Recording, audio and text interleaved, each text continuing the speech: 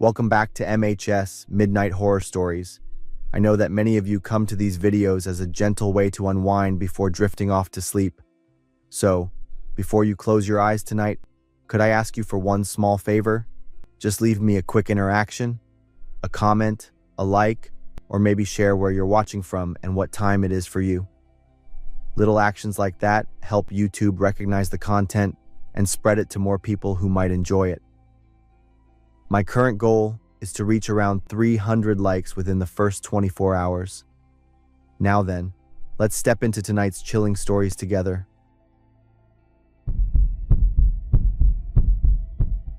Around the spring of 2021, I started learning about the cryptocurrency Luna and the crypto market in general. In May 2021, a friend in the scene gave me a heads up. He told me that Luna, a crypto coin, had skyrocketed from 50 cents to $6 per token just a few months earlier. I did some research and learned that Luna was a reserve asset for Terra USD. This was an algorithmic stablecoin designed to stay at a 1-to-1 ratio with the US dollar. Basically, Terra USD was backed by tons of investors pouring millions into the company that created it, making it seem like a stable coin that couldn't possibly fail. Luna was the asset whose price could fluctuate, but because it was tied to Terra USD, it was practically guaranteed to increase in value over time. My friend waited for a small dip and bought into Luna at $5 per token. Just over a month later, that token price had more than quadrupled to $20.71. After a period of stability, Luna took a small hit, dropping to about $5 in May 2021. This was when my friend messaged me, saying it was the perfect time to buy in. He was practically 99% confident that Luna would recover strongly because of its link to Terra USD. His confidence is what convinced me, and I joked, "If it crashes, we crash together." I had a total of $490 saved up, and I bought 100 Luna tokens at $4.81 each. My girlfriend at the time and my best friend Chris both thought I was insane for spending almost $500 on invisible coins.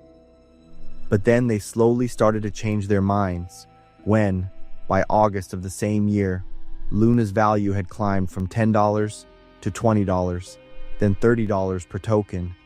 This was especially true for Chris. I opened my crypto wallet on the investment app and showed Chris the amount of Luna I owned and their current value. When he saw how much the investment had grown, Chris curiously asked if I could convert that money to cash anytime I wanted. I explained that technically, I needed to sell those Luna tokens to another buyer in the market. However, with Luna's price surging, finding a buyer was easy, and the app I used could automatically execute the sale and transfer the money to my bank account quickly. I even had the chance to make $2,900 in profit in less than an hour. Chris went from thinking this was a scam to seeing the potential of crypto. I was honest that it was basically gambling, but Luna was the safest bet at the time, with long-term stability potential. For the rest of 2021, Luna's value kept rising, going from $30 to $60, then $93. I always advised Chris to follow the market, understand the system, and patiently wait for a dip so he could buy in. In late January 2022, Luna dropped sharply to about $45 per token. I called Chris and told him it was the perfect time.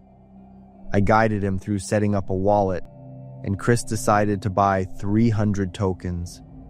I was a little shocked because I had only invested $4,000, while Chris, who wasn't wealthy, invested almost $14,000.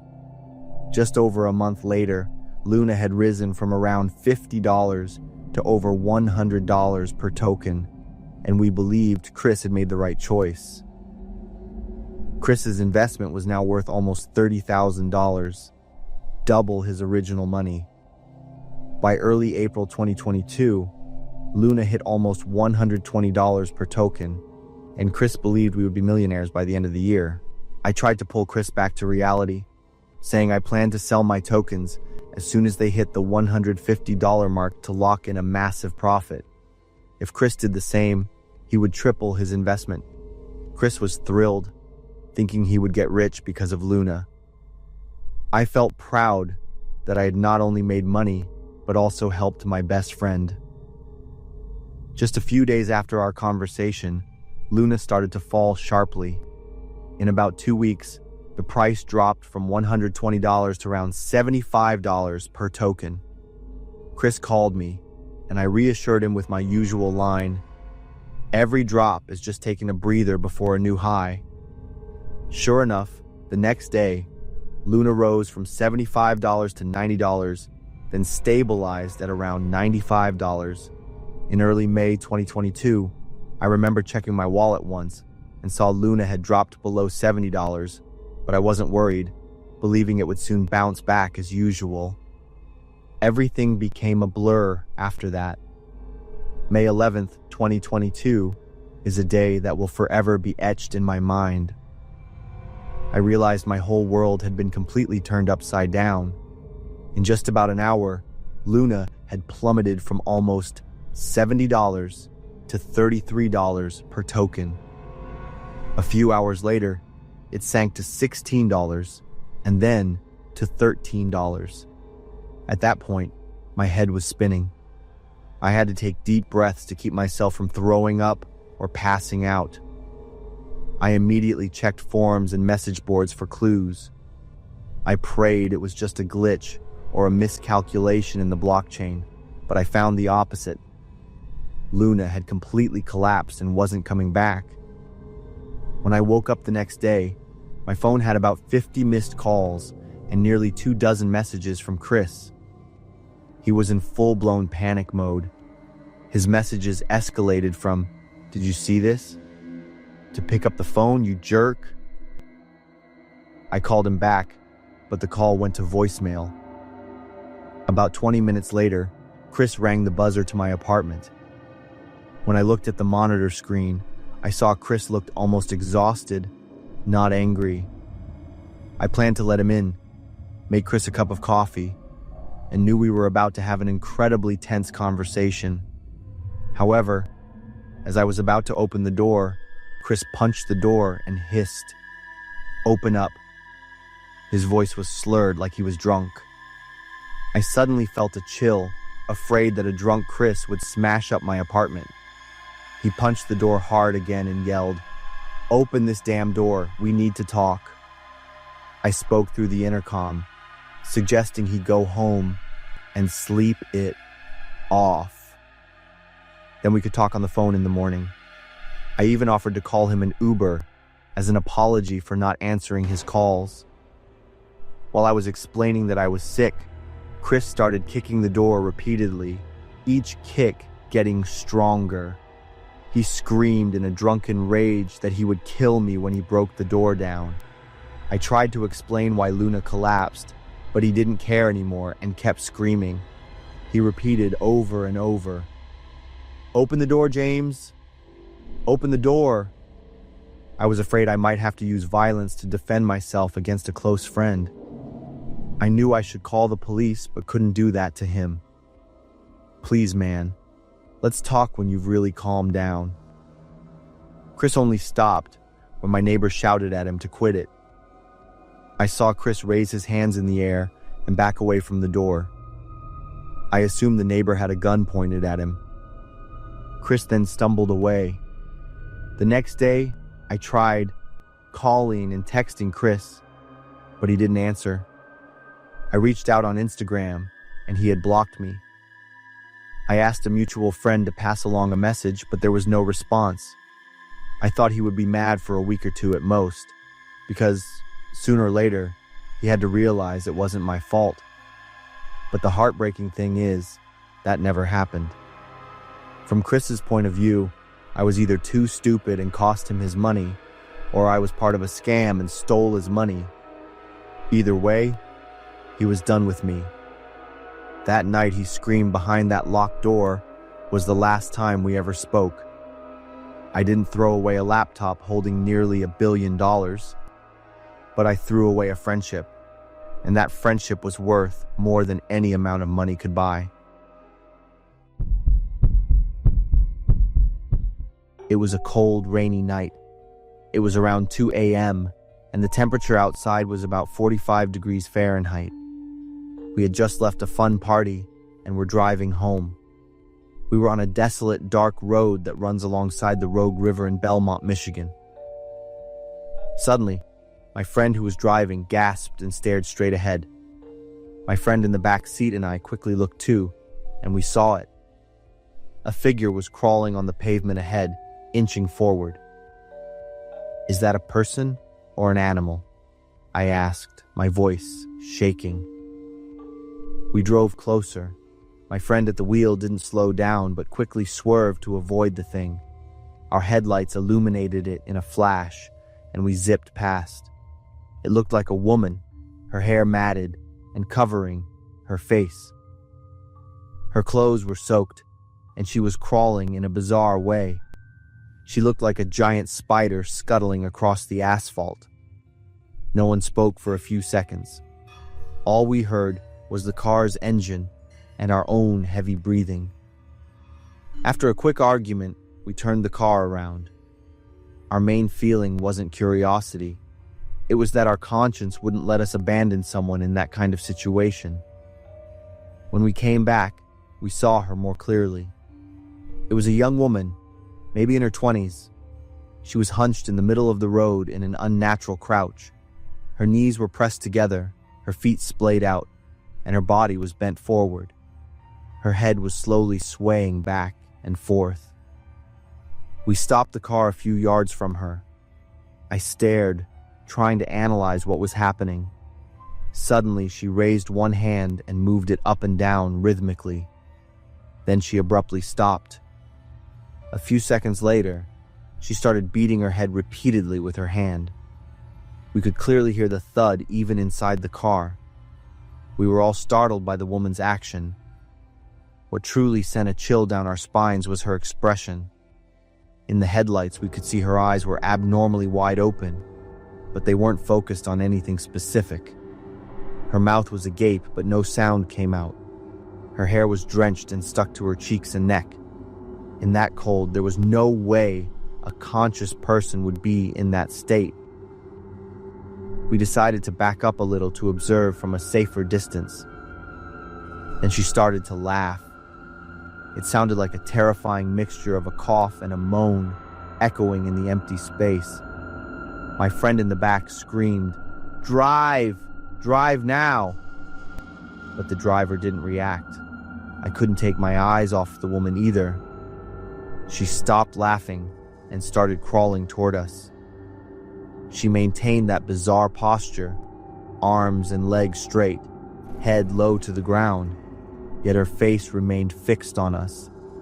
The distance between us shrank. I could hear her raspy breathing. My friend quickly slammed the car into reverse. The tires squealed and we backed up about 30 feet, but the woman didn't stop. She kept crawling toward us, one movement after another, maintaining her pace. Then she suddenly froze, completely motionless like a statue. We stopped the car, watching for a moment longer. We all held our breath, not daring to move.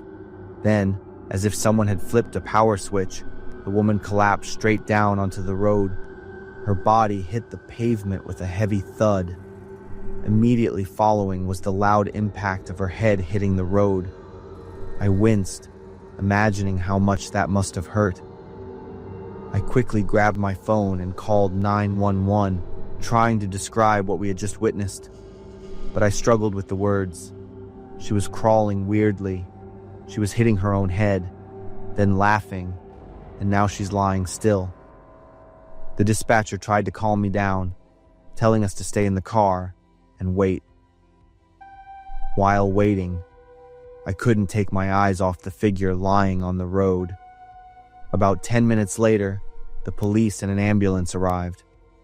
Paramedics rushed over to check the girl's vital signs. I saw them talking urgently to each other, and they quickly placed her on a stretcher. As they lifted her, I caught one last glimpse of her face. Her eyes were still wide but unfocused. A police officer came over to get information from us. My brain was trying to process everything we had just seen. We were allowed to leave after about 20 minutes of talking with the police. A few hours later, after it was light out, I drove back to the scene alone. What I noticed was some freshly disturbed dirt along the riverbank near the road. This suggested that she had most likely fallen into the Rogue River and struggled to swim onto the road just minutes before our car passed. Over the next few days, the story slowly came together. The woman was named Angela, 28, a student attending Western Michigan University in Kalamazoo, over 200 miles away. She had been reported missing 2 days before we encountered her. Angela's friend said that before she disappeared, she constantly talked about feeling like someone was following her. She was always in a state of high stress and on edge. When she finally woke up in the hospital, doctors explained that Angela had experienced a state of dissociative fugue. This is the brain's defense mechanism when a person faces levels of stress and fear that exceed their coping ability. The brain, unable to process the continuous horror, chooses to disconnect from reality. In this state, patients completely forget their identity. They don't know where they are or what they're doing. They can perform complex actions, like driving a car, but have no conscious awareness of those actions.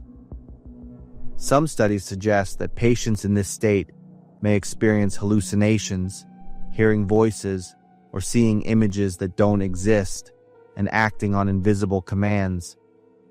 The brain creates an alternative reality to avoid confronting the true fear. Angela had been living in that alternative reality for 2 days. She drove aimlessly, without eating or sleeping. Then somehow, she ended up in the Rogue River. The shock of the freezing water must have roused a part of her consciousness enough for her to crawl onto the road, but not enough to fully regain awareness. I still clearly remember Angela's vacant eyes and her strange actions. What exactly had she gone through for her brain to simply stop processing? Angela physically recovered, but she remembers nothing about those 2 days. She went to sleep on a Friday night and woke up in the hospital on a Monday, completely bewildered. I still occasionally drive past that stretch of road at night. I wonder if there is anyone else wandering out there, someone trapped in a fuzzy world, no longer themselves. Have any of you ever experienced or known someone with dissociative fugue? If so, please share your story below. Perhaps your story will help others recognize the warning signs before it's too late.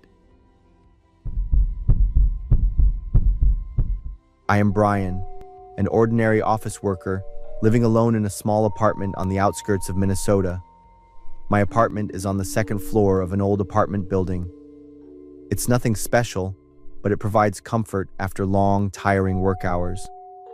My life was very peaceful until a week ago, when an event changed everything.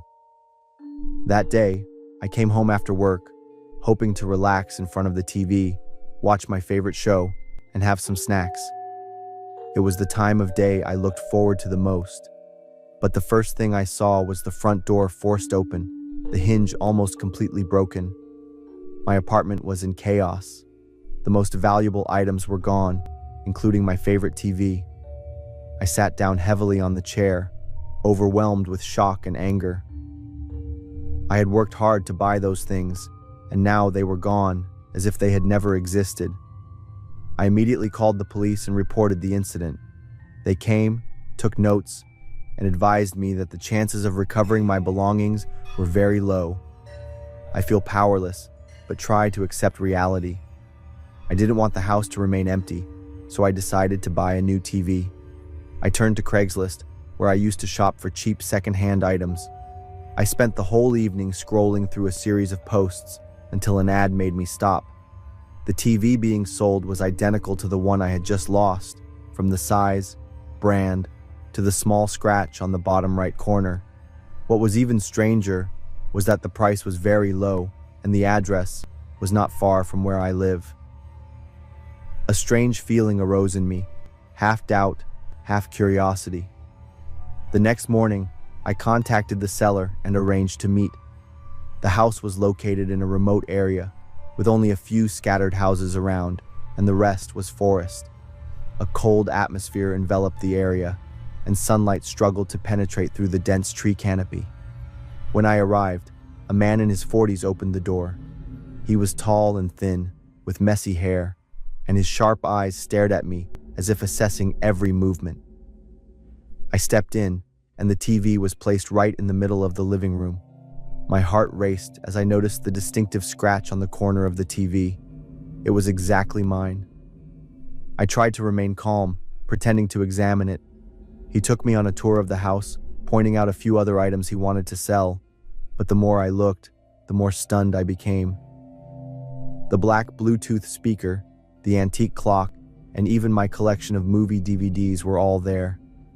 I felt a surge of anger, but unease held back my impulse. I made an excuse to leave, but just as I was about to head for the door, the man suddenly stood in my way. He pulled a gun from his belt, his cold eyes seeming to pierce through me. He snarled a warning not to come back or tell anyone what I had seen. My whole body froze, and cold sweat poured down. I nodded, trying to leave without showing the fear that was drowning me. Once home, I immediately called the police. I told them everything, but they said they needed more time to gather evidence before executing a search warrant. I spent the whole day worried, not taking my eyes off the window and checking the door latch multiple times. The feeling of being threatened haunted me, but there was nothing I could do except wait. That night, the silence was so deep that I could hear the wind whistling through the crack in the door. Suddenly, a strange sound came from the kitchen window. I turned off the lights, tried to stay silent, and moved toward the source of the sound. In the dim light from the street lamp, I saw a figure trying to pry open the window. It was the man who sold the TV. In his hand gleamed the steel of a large knife. My heart was pounding, and my body felt frozen. I quickly hid behind the sofa and pulled out my phone to call 911. My voice trembled as I tried to stay calm, not wanting to be detected. Meanwhile, the sound of breaking glass echoed. He had entered the house. I could hear his heavy footsteps getting closer, each step pounding like a blow to my chest. The sound of the knife scraping against the glass table echoed, screeching in a chilling manner. I held my breath, not daring to move, but just at that moment, the sound of police sirens echoed outside. The man panicked, turning and running toward the window. But as soon as he jumped into the yard, the police had surrounded him. I collapsed, my whole body trembling uncontrollably. The police reassured me and led me out of the house. The man was handcuffed, his eyes filled with rage and madness. Even so, I felt a sense of relief knowing that he would no longer have the chance to threaten me or anyone else. The next day, I received a notification from the police that they had found all the stolen items in his house, including my TV. I breathed a sigh of relief, but that terrible night haunted me forever. Since then, I have never dared to use Craigslist again and always remind myself that safety is more important than any item. Special candies for Halloween night. I haven't eaten candy since I was 7 years old. I don't like anything that is small and round like candies, if not to say I'm afraid of them. I'm so afraid that just seeing them makes me feel nauseous instantly. On Halloween occasions, I book a flight to travel abroad. I go to places where Halloween isn't celebrated and stay there for a few weeks or even a whole month. I only return home after making a phone call to ensure that there are no Halloween decorations left. It all started 15 years ago on Halloween, when I was 7 years old. My neighborhood had Joyce, Kane, and Roger. We were in the same class and were very close friends. That Halloween night, I was so excited that I skipped dinner, wore the witch costume my mother had prepared, held a wicker basket in my hand, and ran all around the house. Will I be able to eat all the candies I collected? Of course, sweetheart, but not all at once. Remember to say thank you after you get the candies. My mother gently tied the witch's hat and reminded me. Otis, Kane's voice called out loudly. I happily said goodbye to my parents and ran over to my friends, ready for the most unforgettable Halloween night of my life. We started by visiting the brightly lit houses in the neighborhood, one by one. Trick or treat, everyone shouted in unison, a familiar phrase. After visiting about 4 or 5 houses, seeing the small amount of candy in my basket, I came up with an idea. Let's split up. Instead of dividing the candy equally among the 4 of us, we can have all the candy go to just one person. Great, Joyce immediately chimed in. Let's see who can collect the most candy, Kane exclaimed excitedly. And so we split up and agreed to meet at the end of the block. After a while, my candy basket felt noticeably heavier. Looking at the amount of candy, which was everything I had dreamed of getting whenever we went to the supermarket, I couldn't help but smile. After visiting a few more houses, I was confident that I would be the winner. Joyce and Kane were waiting at the meeting spot. I ran over, holding my basket tightly to keep a few pieces from falling out. We showed each other our haul, and as expected, I was the winner. Just one piece of candy ahead of Joyce. Where's Roger? I wondered. He's probably off getting candy by himself somewhere, Kane joked, and we all burst into laughter. Guys, let's go to that house at the end and ask for some candy, Joyce suggested. Kane and I looked toward the house, the flickering green light in the window resembling the cold, sharp eyes of a monster watching us. But the old man in that house is really fierce, Kane hesitated. That's right. We've never even talked to him. I guess that I shared the same thought as Kane. What are we afraid of? It's Halloween. Trick or treat. We're in costumes, so no one will recognize us, Joyce persuaded.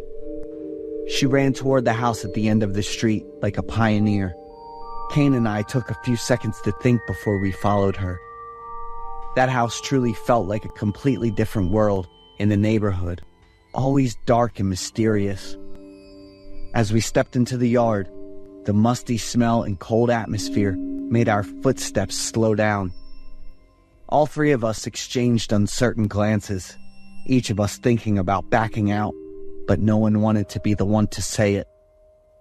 By the time we reached the front door, there were no Halloween decorations at all, yet I still felt a chill run down my spine.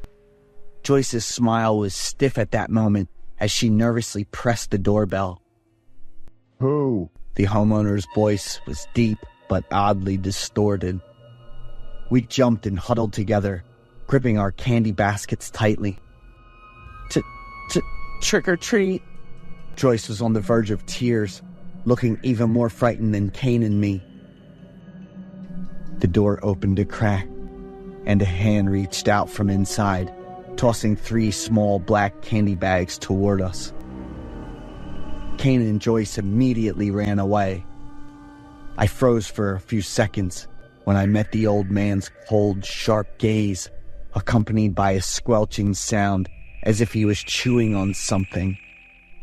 Otis! Joyce shouted loudly, startling me.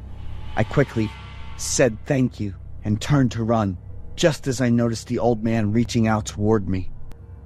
Reaching Kane's house was the nearest safe spot, and we breathed heavily while laughing with excitement. As we divided the old man's candy bags, all 3 of us eagerly anticipated trying them first. The moment I had been waiting for had finally arrived. Normally, my mom would never let me eat candy this late at night.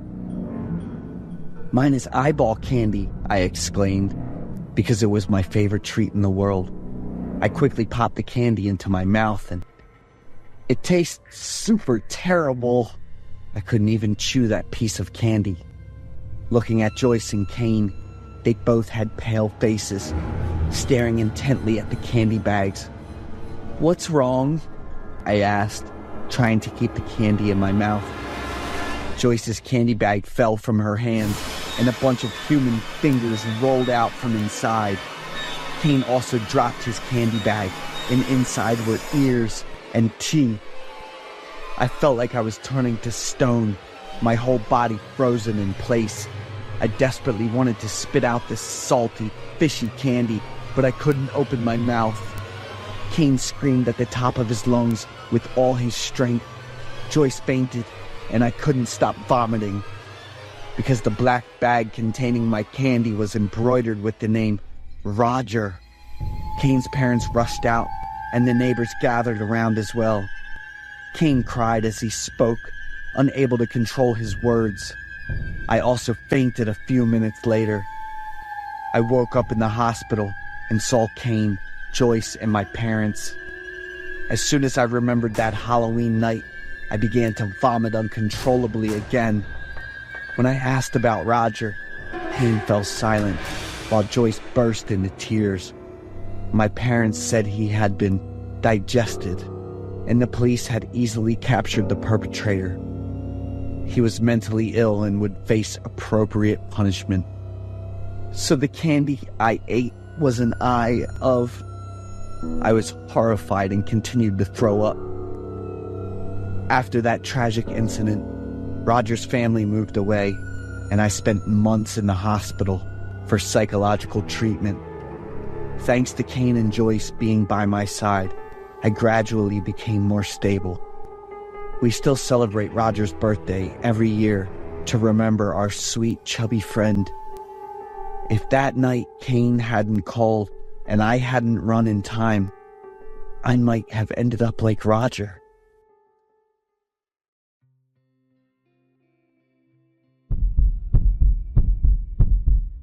My name is... I don't even remember anymore. But that's not as important as what I'm about to tell you. My girlfriend is Fiona. Luckily, I still remember her name. She's very, very beautiful, with a figure that perfectly blends with femininity and personality. We've been together for a few years, but recently I had to leave because of an incident that happened. Now I am back, ready to give her some truly big surprises. I was inside a giant bear brick, over 5 feet tall, and only an adult can move it. The bear is placed in the living room, next to the sofa. It's a bit hot and stuffy, but I'm really excited, looking forward to seeing Fiona's reaction. I can observe Fiona, figure things out clearly, and then suddenly appear to scare her a little. A little more information about Fiona. She has a design job that matches the field she studied. Her job is quite busy, but I can see the effort and passion my girlfriend puts into it. I support her, without a doubt. As for me, I work as a construction worker with a high income, but it's also very hard and takes up a lot of time. We set goals for our life together and dedicate a few years of our youth to striving towards those goals. Recently, because I've been so busy, I haven't been able to spend much time with Fiona. I'm sorry. This is a very important project. I could make a lot of money from it, and even get a promotion, so... I understand, my love. I'm fine. It's just a few months. Fiona interrupted me. I truly feel grateful for her understanding and love Fiona even more. Once the project is over, I will confess my love to her. Finances will no longer be a big issue for me. Despite the late dinners, yet Fiona still patiently waits for me to come home. She cares for me, checks in on me more, and share some of the stress and exhaustion I'm going through. On our anniversary, that I completely forgot about, I came home looking dirty and exhausted. Fiona had prepared a lavish dinner with roses and even a gift. I was deeply moved, holding back tears and blaming myself for forgetting such an important occasion. "I'm so sorry, and thank you so much, Fiona," I said, holding her tightly and whispering. She smiled and gently pushed me away. "Open the gift." Fiona eagerly handed the gift box to me. "Safety boots," I exclaimed as I opened the gift and looked at Fiona. She smiled and nodded. "I chose the best quality ones for you. Remember to use them tomorrow." I love this girl so much more, and I'm even more certain that I want to marry her. The next day at work, when I was fully equipped with all the necessary protective gear, a colleague stared intently at the safety boots Fiona had given me. "Are you really going to use them? They look so weak." "They're the best ones available right now, my friend," I said with a proud smile, then quickly got to work. A few times while working, I nearly slipped and fell. My colleague, both worried and a little annoyed, advised me to switch to a different pair of shoes. But I chose to trust Fiona, trust her care, and trust in our relationship. I fell from a height of over 40 feet and landed with my whole body. I felt the pieces of brick and stone at the construction site sticking into my own skin with the sound of bones breaking and muscles tearing. A warm, thick red liquid flowed out from my body, a lot of it. And then I went through fragmented memories in the ambulance, then in the hospital. I endured pain that escalated exponentially, never easing. I couldn't breathe on my own and had to wear a machine in my mouth, which was very uncomfortable. And then everything went black. I couldn't remember, couldn't see, and couldn't feel anything anymore. Today, I finally returned to my beloved home. I glanced at the calendar on the wall. October 31st. So I had been away from home for almost 4 months. Quite a long time. I quickly hid inside the bear, waiting for nearly 3 hours to see Fiona come back. She's cut her hair short, looks pretty good on her. Behind her was Baron, my closest friend. I had already guessed. He was carrying quite a bit of stuff. "Have you finished handling Jonathan's insurance paperwork?" Baron whispered, holding Fiona's waist. "It's all done, my love. $1.4 million. I'll be smiling all night," Fiona flirted as she leaned into Baron's embrace and they shared a kiss. The emotions inside me at that moment, I'm not even sure anymore. Suddenly she looked toward me, jumped up and shouted, "I forgot about this damn stupid teddy bear, Jonathan's meaningless gift. I have to get rid of it." "Do you still see Jonathan?" Baron asked, his voice filled with concern. "Almost every night, it's like he's still lurking around here. His horrifying image when he fell keeps me from sleeping. Stay with me tonight, will you?" Fiona pouted. "Of course. I have a way to get him out of here. Forever." Baron smirked cryptically as he pulled out an old book, a crucifix, a rosary, candles, and a small knife. That bastard lit the candle, picked up the book, and started mumbling, with his other hand constantly waving the knife. What he was doing made me feel pain and dizziness.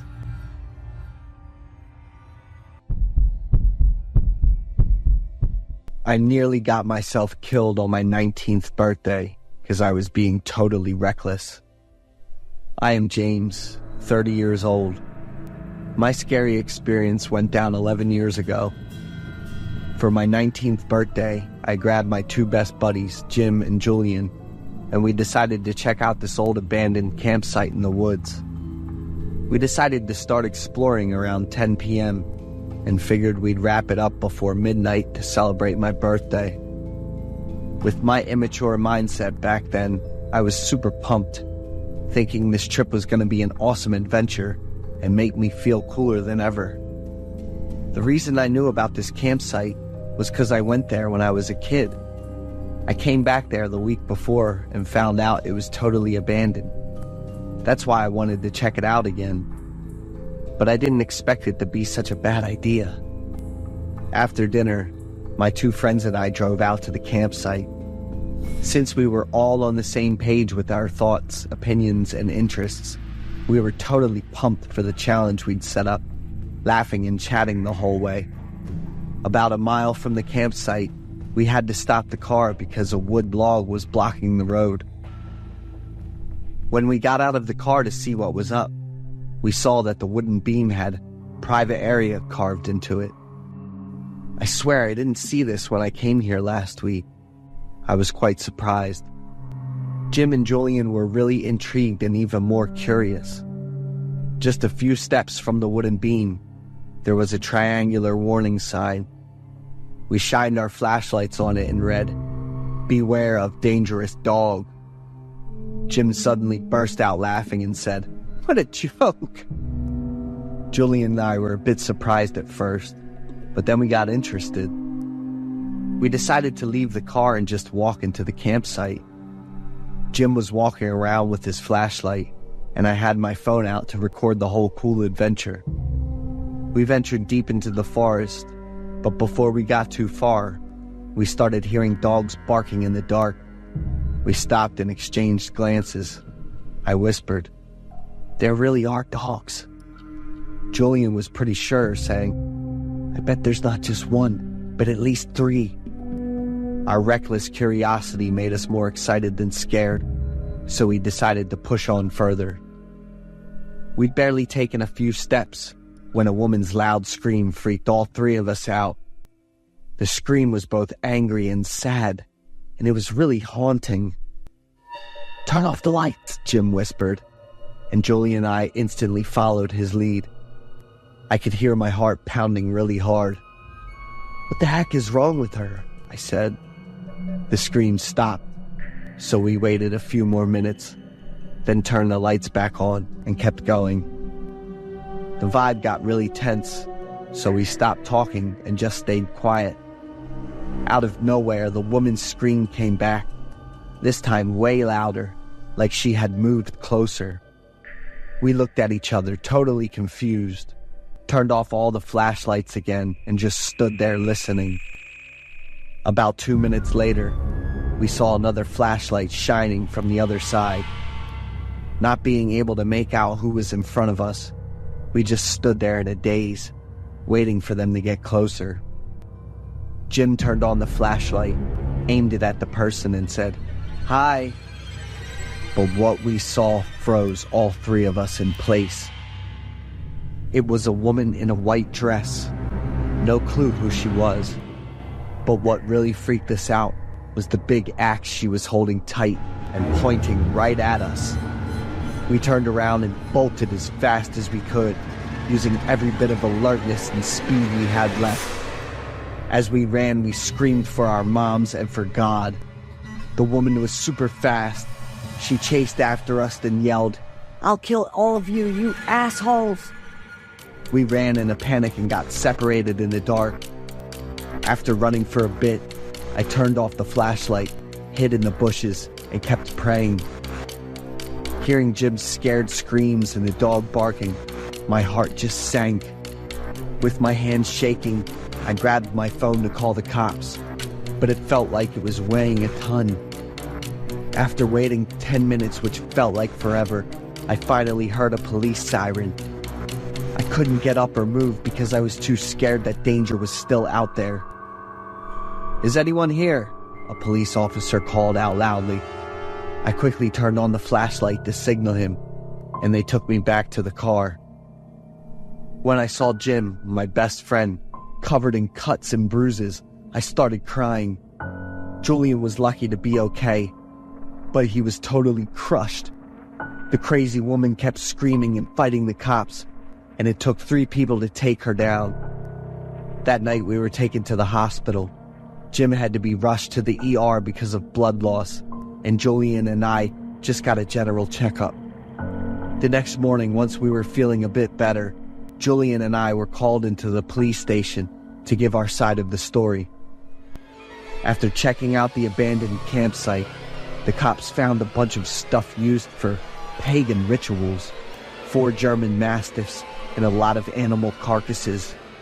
The woman was arrested, and they started looking into it further. It took Jim 3 months to bounce back, both physically and mentally. We haven't done any more wild challenges since then, and we've realized that being reckless is like messing with your own safety in life. The creepy mystery. The statues I found in the forest can cry. I'm Joe, and back then I was 14 years old, with a best friend named Victor. At that rebellious, energetic, and curious age, Victor and I came up with all sorts of mischievous pranks. One afternoon, when we had no school, we decided to ride our bikes into the forest behind the school. We didn't dare venture deep into the forest, even though we always intended to. We even teased and dared each other about it. That afternoon, for some reason, Victor and I decided to venture deeper than the spot where we usually played tricks. We agreed to follow a straight path only, to avoid getting lost. Deep in the forest, the trees were much denser and more overgrown, creating a sense of both fear and curiosity for mischievous kids like us. The sky began to show signs of rain, with dark clouds appearing alongside gusts of wind. Victor and I became even more excited. We weren't in a hurry to head back, as we enjoyed playing in the rain. I was slightly startled when I saw something resembling a human shape staring at us from a distance. Noticing that the figure wasn't moving, Victor and I approached to take a closer look. It was a human statue, made of concrete and still very new. Victor and I touched the statue with amusement. "Interesting. A statue like this in the forest?" Victor exclaimed. "It's the same size as us, look," I said, standing next to the statue and comparing my height to it. "Look at its scared expression," Victor said, standing next to the statue and mimicking its expression, making us both laugh loudly. "Victor, why does the statue feel warm?" I wondered after placing my hand on the statue's stomach. Victor hadn't had a chance to react when I exclaimed, "Wait a minute, I recognize this. Victor, it's a classmate of mine." Victor looked at me with a doubtful expression. "I'm pretty sure he hasn't been to school for 2 days." A chilling, terrifying feeling enveloped us, and the eerie atmosphere made us freeze for a few seconds, staring at each other. "Joe, do you see it?" Victor pointed behind me with a look of astonishment. Behind a large oak tree, 2 hands were gripping the trunk, suggesting someone was hiding behind it. We slowly approached, and behind the oak tree was another statue, this one positioned as if it was hugging the trunk tightly. Victor stood frozen, while I mustered enough courage to approach and take a closer look. After all, it was just a statue, or so I thought. "Joe!" Victor shouted loudly, causing me to jump. "This is the older brother of my neighbor." I immediately stepped back, looking at the statue, which had an expression of pain and despair. At the left elbow, there was a crack in the cement, and a horrifying smell of decay wafted up as the storm arrived. Victor and I looked at each other, both of us understanding the gravity of the situation. Victor, in sheer terror, turned and ran away, I had never seen him run so fast. I ran after him, calling out loudly, but Victor didn't look back and soon disappeared behind the trees. I wasn't fearless. In fact, my fear was even greater than Victor's, to the point where I couldn't run fast. I heard cries and pleas from behind after running a fair distance, but I didn't dare look back, unsure if the sounds were real or just my imagination. When I returned to the original spot, I still saw Victor's bicycle standing there. Not thinking much, I quickly jumped on the bike and pedaled fast back home. The rain began to pour heavily, obstructing my view, and I could only pedal as fast as possible. I navigated the bike by mentally mapping out the familiar path, as my eyes couldn't stay open from the rain. My parents were very angry when they saw me come home in such a state. I was terrified and trembling, unable to speak. About 20 minutes later, after calming down, I recounted the entire incident, and my father immediately called the police. That evening, the whole neighborhood was stunned as the police moved the two statues out of the forest. Victor's mother ran to my house in a state of panic, asking because she hadn't seen him since the afternoon. I felt like electricity was coursing through my body. I had forgotten about my friend. I recounted the events to the police, and in my fear, I began to cry. Victor's bicycle was found, but he was not. Witnessing Victor's parents suffering, I have always felt that I am partly responsible for this incident. The perpetrator has still not been found, and there are no clues about him. The motive and purpose behind his actions remain unknown. The police set up a checkpoint at the edge of the forest after the incident to continue investigating and searching for Victor and the perpetrator. At the same time, they issued a law prohibiting residents from entering the forest. My mental state was severely affected after the incident. Whenever I recall that moment, I can't help but wonder, was the pleading cry actually Victor calling out to me?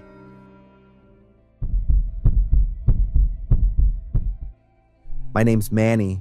I'm 37 years old and had been married for 2 years now. My wife's Elaine, 31 years old. We lived in a small house in Sedona, Arizona. Together, we often spent our evening watching TV, sharing our daily stories around dinner. Elaine was an awesome cook, and she's very, very sympathetic, at least to me. Our marriage life was awesome, peaceful. One night, Elaine made our favorite creamy sauce pasta, and we would then watch her favorite movies together. Elaine's favorite was horror, double it up with hack and slash. She was so focused on her movies that she ignored all the white sauce staining her clothes and mouth. I cleaned it up and was amused with her childish cuteness. In stark contrast with Elaine, I was never a fan of hack and slash, and I simply didn't want to shut down my brain to watch anything. So needless to say, the movie went pretty stale midway through. When I was picking out my phone to play, I suddenly received my wife's text. "Manny, you have to listen to me." I was pretty surprised with the text. I glanced at my wife. She's still fixated on the TV. "Han, where'd you left your phone?" I asked her, with a hint of surprise, only to have her return my words. "I left it at Jones. I forgot to bring it home, hun. But don't you worry, I'll get it back tomorrow." Joan's my wife's best friend, and Elaine's answer confirmed that Joan was teasing us with the text. "That's funny," I smirked to myself before going back to web surfing. A few seconds later, my wife's texting me again. "Manny, the one next to you wasn't me." I snickered at Joan's poor attempt at a joke. "Sounds scary. Remember returning the phone to Elaine the next day, Joan." Quickly, another text arrived. "Run away, Manny. You do not have much time." I felt odd about the texts I had received. The timing couldn't have been any worse. Elaine turned to me at the change in my mood, asking what's going on. I told her it's all just business. I promptly put the phone away and pressed her closer. She threw me her usual warm smile, then returning to her favorite movie on TV. However, it was very odd. Her body felt very cold on touch, as if she had come from the fridge. "You all right, hon?" I asked. "Huh? I'm fine," she answered, still glued her eyes to the TV. The text notification came one more time. "The on sitting next to you isn't me." I didn't reply it immediately, but turned over to my wife. "Is Joan all right, hun?" "Yeah," Elaine said, still gorging on the pasta. It seemed like she wasn't in a talking mood right now. Another text coming in. "She's a monster in disguise." At this point, I was in panic, and to top things off, my wife was right there beside me while I was texting with my wife. Everything was simply too much to handle. It will take me some time to calm down. When I threw my glance across the table, I could see squirming worms in place of what I thought was pasta. Noticing my weariness, Elaine came closer. It was still her, my beautiful Elaine, in the flesh, and yet when she touched me, I felt cold, as if it wasn't her, but a cold steak fresh from the fridge.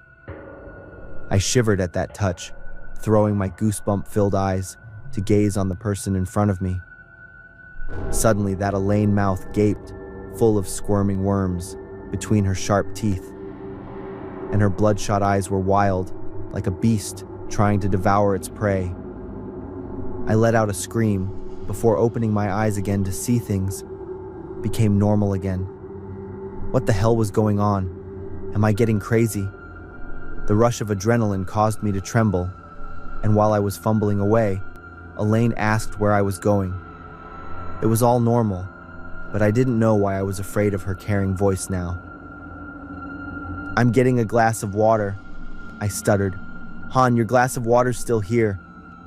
What the... Okay, my glass of water was indeed still here. The trembling became more and more severe as time went by. I let out a half-assed smile, then tumbling down to the couch. The trembling was almost unbearable now. I had a pretty hard time even lifting the glass to my mouth. The swallowing was hell. Instead of gulping down, I turned to a gargle instead.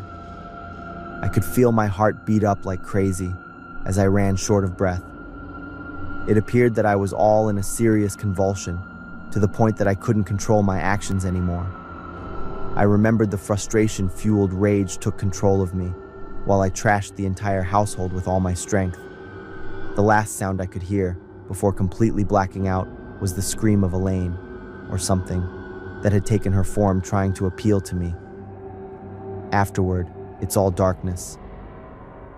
I woke up in the hospital, tied to the sickbed. I yelled out for Elaine. I wanted to know what happened, but the first person I saw wasn't my wife, but Joan. She came together with the doctors and medical staff, where I was told to rest, and they would monitor further. I constantly asked them where my wife was, and that I was fine now, but so far nobody answered me.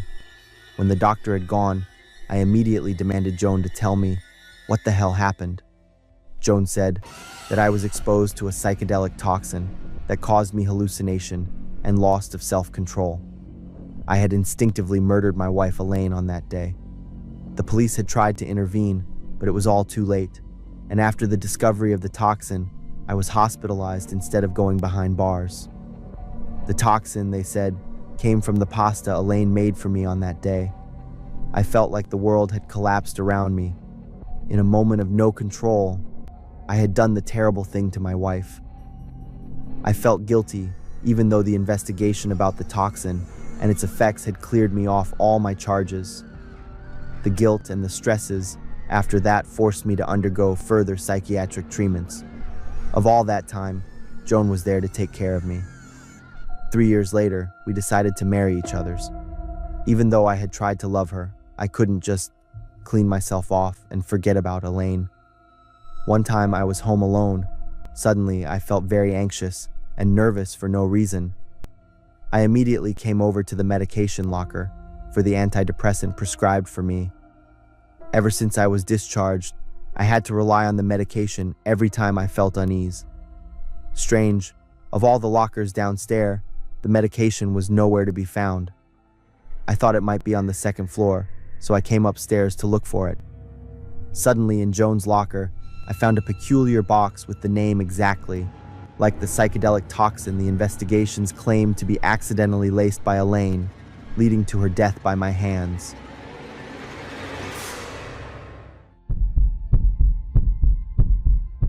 My wife Carrie and I have a little house in a quiet suburb with lots of trees around that make it feel kind of gloomy and cut off. That night was super quiet.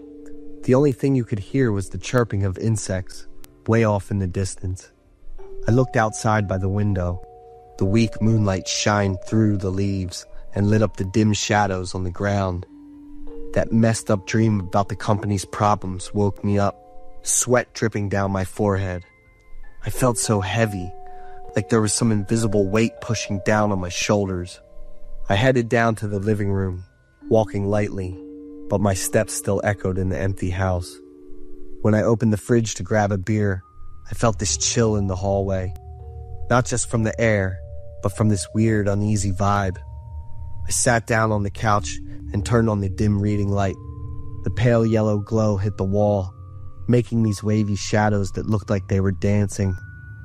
I tried to focus on the page, but my mind kept wandering back to the stuff going on with the company. Suddenly, all the lights went out, and the house was totally dark. The sound of leaves rustling in the wind startled me, and my heart started pounding. A cold breeze brushed the back of my neck, and it felt like the house suddenly wasn't familiar anymore. I tried to figure out what happened, and just focused on staying calm. Power outages weren't rare where we lived, but this time, something felt off and made me uneasy. I decided to step outside and see what was going on around me. The cold night wind hit my skin, making me shiver. I noticed the neighbor's house across the street was still lit up, so it was clear that only my house had an electrical issue. But when I turned around to go back in, the front door was locked. I tried turning the doorknob, but no luck. I walked around the house, and that uneasy feeling just kept getting worse. I looked through the window next to me and freaked out when I saw two figures moving inside the house. The chubby figure was bent over, checking the drawer, while the tall, skinny one was going through the bookshelf. I caught a glimpse of something shiny in one of the thieves' hands. A gun. My heart stopped for a second, then started pounding so hard I thought it was gonna burst. I quickly came up with a plan to run over to the neighbor's house and ask them to call the police. But then I remembered my wife was still inside. My whole body went stiff, and a cold shiver ran down my spine, making it feel like I was frozen in place. Worried thoughts were swirling in my head, all jumbled and unfocused. Then I thought about my wife and just wanted to rush in to protect her. But the fear of getting caught and facing the gun kept me from moving. I turned around and ran straight to the bedroom window. I knocked on the glass for the third time, and my wife woke up, looking all sleepy, then got panicked and surprised when she saw me outside the window. My voice was urgent, and there was fear and determination in every word, as I told her to hide in the closet and stay totally quiet. My wife nodded and quickly did what I said without saying a word. With not much time left, I rushed over to the neighbor's house, knocked on the door, and told them everything, my voice shaking with panic. The neighbor called the police right away, and just a minute later, the police sirens went off, breaking the silence of the night. By the time the police showed up, the house had been trashed. All the valuable stuff was gone, and there were just broken pieces and chaos everywhere. They found my wife in the closet, freaking out. Her eyes were blank, and she couldn't say a word. I hugged her tight, trying to calm her down, but inside, my heart was heavy with pain and helplessness. Once my wife calmed down, she told me, her voice shaking, that she had heard the thieves' footsteps coming into the room. They were planning to kidnap someone in the house and ask for ransom, joking about coming back to see how the family would react once the person was gone. One of them even said they'd been watching our house for a while, knew all our routines, and that today was the perfect time to make their move. One of their voices sounded familiar, like someone we'd met before. One of them mentioned the name Mark when talking about the plan, and my wife couldn't help but think of Mark, my old coworker, who had been to the house a few times. Every word my wife said felt like a knife to the heart. I could still feel the fear and unease hanging around in every dark corner of my mind. I felt like the moment the house went dark, everything changed. It wasn't just a robbery. It was an attack on the sense of security that used to be there in the quiet darkness. Nothing felt the same anymore, and that invisible fear still stuck with us. I'm Isaac, 28, and I live in San Antonio, Texas. Born and raised in Texas, I and everyone around here were proud of Whataburger. It's like a state symbol. I was hooked on Whataburger. Everything on the menu drove me wild. Thanks to that obsession, I'd got a bit of a hefty look, 6'2" and 264 pounds. Even though I was kind of self-conscious about it, I just couldn't change how I eat. Eating Whataburger got me more hyped and happy than anything, so it was on my menu at least once a day. I moved at the end of last summer just to be close to a Whataburger. Since then, my once toned body turned into what it is now in just 4 months. I knew every location, recognized all the faces, and was tight with the owner and staff. One thing that was special about the Whataburger near my place was it was packed with other folks who were also pretty heavy. They came to eat every day too, and we'd become this special group the owner really liked. Out of everyone, I was tight with this guy my age named David, who also moved close just for this place, like I did. David showed me his pics from just 5 months ago. "Man, you were in perfect shape. I mean, used to be." I blurted out when I saw those pics, and we both cracked up. "Yeah, but after that first taste of the sandwiches and burgers here, I got totally hooked," David said with a hint of regret. Me, David, and a bunch of others in the group all felt the same way. But we were not trying to lose weight. Not being able to eat Whataburger would be pure torture. Just so you know, the store owner weighed close to 400 pounds. A few months later, my life totally changed when I met Glenda, my first real crush after a bunch of unrequited love. Glenda's cute and lives a healthy, balanced life. She also hooked me up with a diet and kicked off my weight loss journey for real. I had to cut back on how many days I was eating Whataburger each week, and it was honestly brutal. Me or that burger? Glenda shot me a look when she spotted the beef burger I had secretly bought on the table. "Come on, Glenda, just this one." "I'm running out of patience," she cut in, growling when I tried to plead. After picking it up, I had to toss the burger away, and it hurt like hell. David's messages and calls were piling up because I'd been MIA more often. I had to spill the beans to David. Not being able to eat at the Whataburger near my place really messed up my mood and personality. It was awful. I was always bummed out, restless, and felt stuck. There was a point when my heart was racing, and I totally lost control of my actions. I yelled at Glenda and started smashing stuff around the house. I even threatened to off myself if she didn't get me Whataburger. "Isaac, are you crazy?" Glenda yelled, squeezing my hand. I got a headache and felt dizzy. Everything in front of me was spinning. The phone rang, and it was someone from my Whataburger addict group. "Isaac, David just passed away." That hit me like a ton of bricks, but my heart started racing like crazy. Glenda and I rushed over to David's place, and the police were already there. David's body was right at the entrance. His face was all purple, and he was stiff with his mouth wide open and eyes staring. Inside David's house, police found a ton of trash, mostly food and Whataburger cans everywhere. In David's airway, the forensics team pulled out a bunch of food that wasn't chewed right and a piece of a chicken bone, which caused him to choke and die.